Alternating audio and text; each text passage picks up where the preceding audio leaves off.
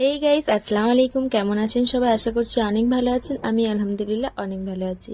তো আজকে একটা আপনাদের জন্য নতুন বড় ভিডিও নিয়ে চলে এসেছি।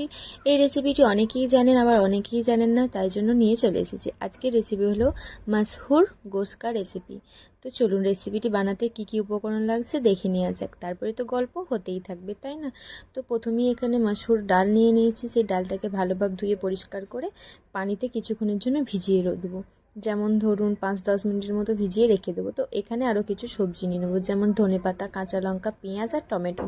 তারপরে এইগুলোকে যখন কাটা হয়ে যাবে, চলুন তারপরে এবার মেন রেসিপিতে চলে যাই।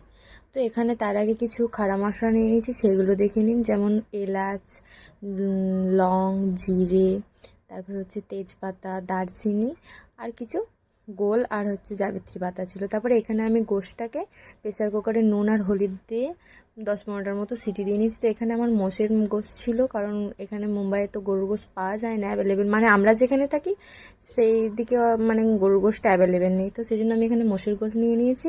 তো তারপরে এখানে আমি কড়াইতে তেল বসিয়ে দিয়েছি। তেলেতে আমি যে খাড়া মশলাগুলো ছিল সেগুলো সব একে একে দিয়ে নিয়েছি। তারপর এগুলো সুন্দর যখন গন্ধ বেরিয়ে আসবে, তারপরে দিয়ে দিচ্ছি কেটে রাখা কাঁচা লঙ্কা আর দিয়ে দেবো কেটে রাখা পেঁয়াজ কুচি। তারপরে এগুলো ভালোভাবে কষিয়ে নেব যতক্ষণ না পর্যন্ত পেঁয়াজটা নরম হয়ে যাচ্ছে। তারপরে পেঁয়াজ কষানো যখন হয়ে যাবে, তখন এর মধ্যে গোশগুলো দিয়ে নেব। গোশগুলো দিয়ে আরও কিছুক্ষণ 5-10 মিনিটের মতো কষিয়ে নেব। কষিয়ে নেওয়ার পরে উপর থেকে দিয়ে দেবো এক চুটকি হলুদ, লঙ্কার গুঁড়ো, ধনে গুঁড়ো, জিরে গুঁড়ো, আরও যাবতীয় যা মশলা রয়েছে সেগুলো সব দিয়ে নেব। তো আপনারা আপনাদের প্রয়োজন অনুযায়ী মশলা দিয়ে নেবেন। তো গোশ কষতে যেরকম মিনিমাম মশলা লাগে সেগুলোই দেওয়া রয়েছে। তারপরে এখানে একটু বেশি করে আদা রসুনের পেস্ট দিয়ে নেব। দেওয়ার পরে এটাকে আরও ভালোভাবে কিছুক্ষণ ভুনিয়ে নেব। তো অনেক দিন আমি ভয়েস ওভার দিইনি, সেজন্য কিছু ভুল ত্রুটি হতে পারে, তো সেগুলো আপনারা একটু অ্যাডজাস্ট করে নেবেন। তারপরে আমি এখানে দিয়ে দিয়েছিলাম ফেটিয়ে রাখা অল্প সামান্য টক দই, কারণ এখানে বেশি করে টমেটো ইউজ করেছি, সেই জন্য একটু খাট্টা ভাব থাকবে। আবার যদি দইটাও বেশি দিই সেটার খেতে টেস্টটা ভালো লাগবে না, সেই জন্য অল্প একটু 1 চামচের মতো টক দই দিয়ে নিয়েছি। তারপর ঢাকা দিয়ে দিয়ে যখন মশলা কষে যাবে, অনেকক্ষণ কষিয়ে নেওয়ার পরে, যেমন মিনিমাম 10 মিনিট কি 12 মিনিট কষিয়ে নেওয়ার পরে, তারপরে এখানে মসুর যে ডালগুলো ছিল সেগুলো ঢাকা দিয়ে দিয়ে আমি আরও 5-10 মিনিটের মতো সিদ্ধ করে নেব।